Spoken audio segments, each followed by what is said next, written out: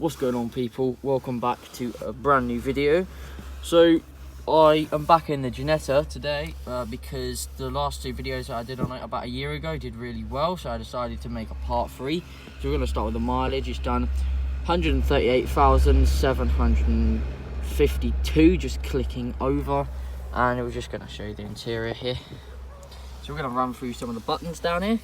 That is for the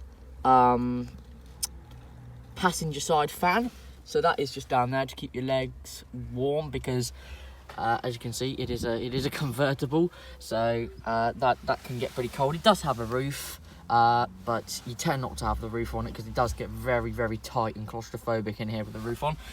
So that is for the hazards. Just need to sort the brightness out here, guys. That's for the hazards there, and then you've got the fog lights and then the driver's side fan.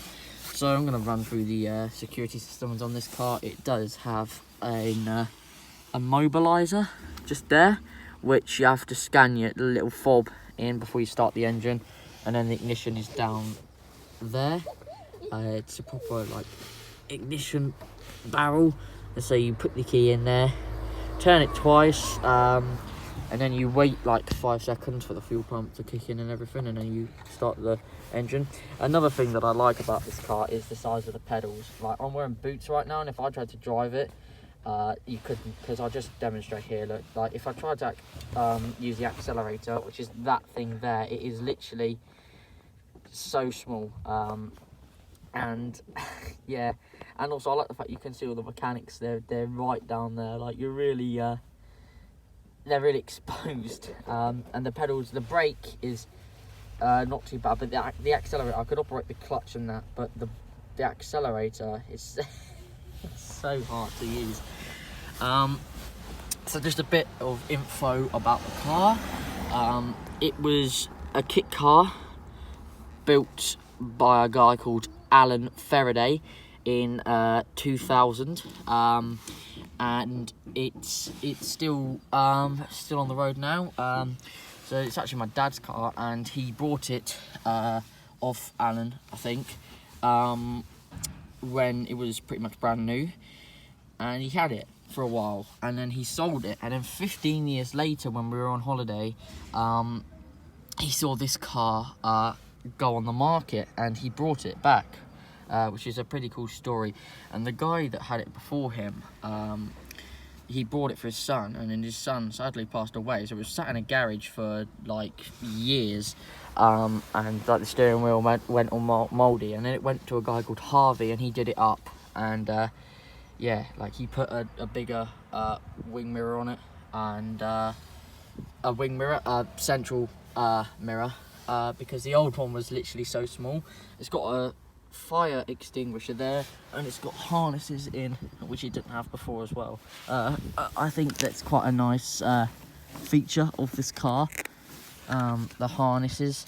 As you guys know, I did do a drone shot on it a while ago, so you know what the car looks like on the inside pretty much, because it went up, and it's got like little pockets there to store your stuff in, and it's got the same on the other side. I know there's going to be comments saying, what is that? That is the ECU hanging down. Nothing to worry about, you just need to secure that back up. And then also you've got your gauges there, that's obviously for the fuel. And then that's the engine temperature, I think. Oh, the oil temperature, don't know. And then that's the oil, that one there, just to show the pressure.